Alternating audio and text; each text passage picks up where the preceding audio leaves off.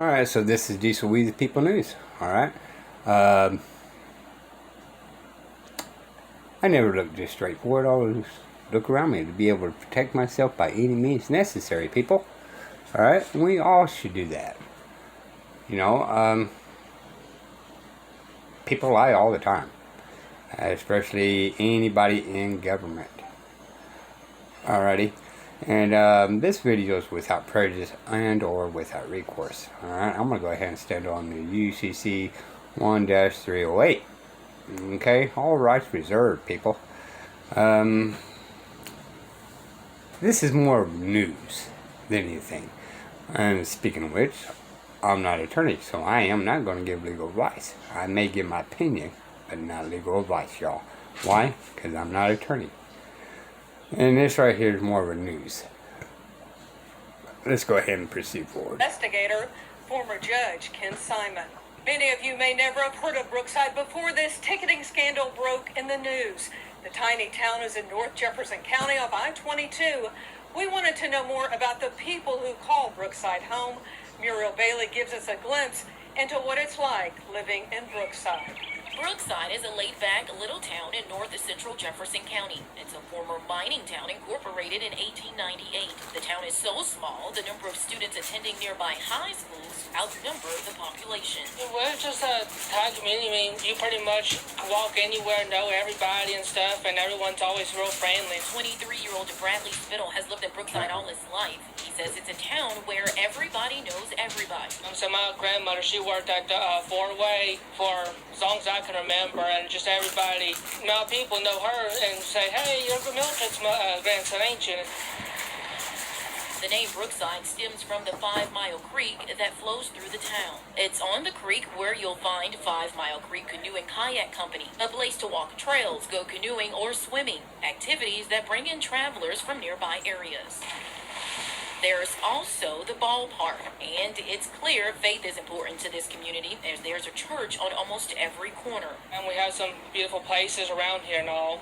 One of the busiest places for the town, the Dollar General. It's in between us and Gardendale, and so it's kind of hard to get to Gardendale in a short period of time, so everybody kind of comes here. Debbie Wolf has lived in Brookside for 15 years with her husband. She says it's a tight-knit community. I've met a lot of great people, and this has been a great community for me. The recent spotlight has left those who live in the community in a tight spot emotionally. I hate to see it. Hopefully stuff will change for the better. With new leadership within the police department and all issues on the table, Spittle hopes it makes a difference in the town he calls home.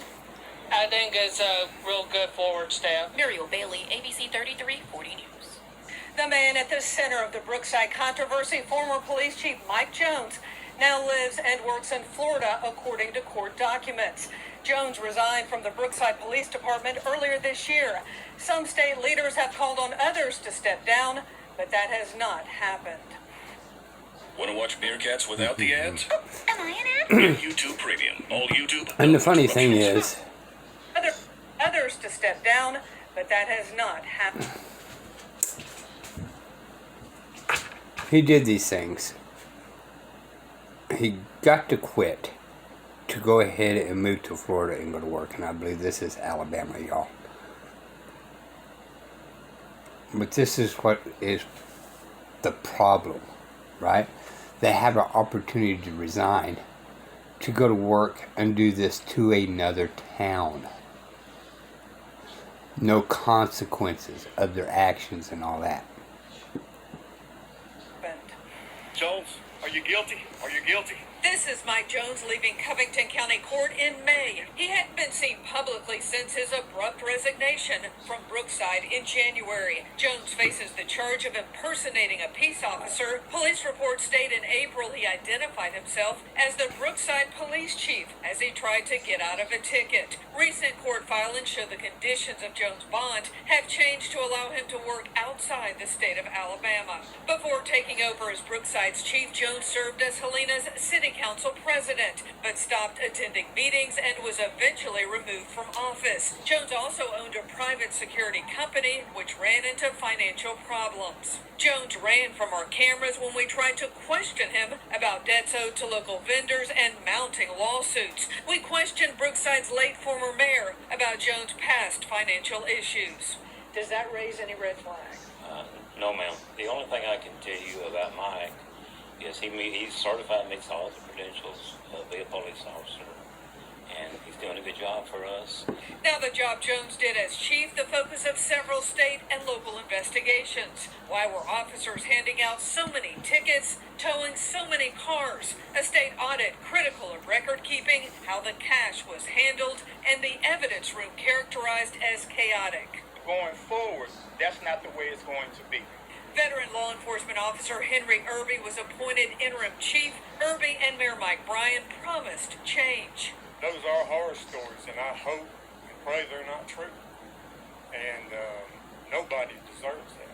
In published reports and news conferences, Bryan has denied knowing how the police department was operating and said then Chief Jones directly disobeyed his orders about patrols on I-22.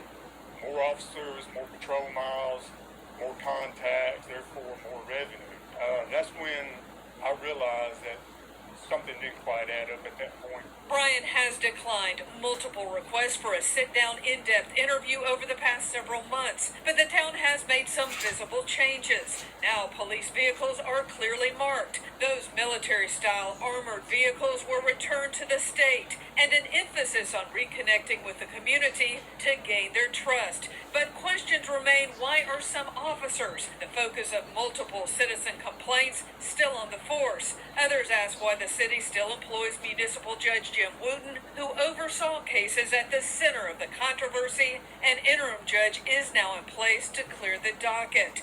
I have no comment about any other client, and I have no comment about any pending matters with Brookside. Prosecutor Mark Parnell, who oversaw the prosecution of those traffic cases, is also still on the town payroll. I feel that the judge and prosecutor are involved. They knew what was going on. According to court documents, the two were given raises as the number of tickets, fines, and fees escalated. But I also want to guarantee you that those responsible for the illegal misconduct and police misconduct, let me state this, will be held accountable and responsible. State Representative Wanda Lingavan early on called for the town to clean house. Brookside Court is now back in session, and while cameras are not allowed inside, we have set in on several hearings. The defendants and drivers we talked with seemed satisfied leaving, with many having charges totally dropped or their tickets dismissed. Interim Judge Marcus Jones getting very high marks. The sheer number of cases, though, a fraction of what they were. In some cases, people even got refunds for their bonds. Today, there have been no criminal charges filed in connection. All right. So, once again, it's cat and mouse game, right? Bad things, qualified immunity, people leave and do it to another place. Hopefully this officer actually learns this lesson and actually starts acting proper. Maybe it knocked his arrogance down some. So with people in Florida, watch out for that guy. Alright? Keep a close eye on him, especially you cop watchers right out there, okay? And as for the judge, you know, it's almost impossible to get rid of a judge. But this is Diesel with the People News. Till next time. Bye, y'all.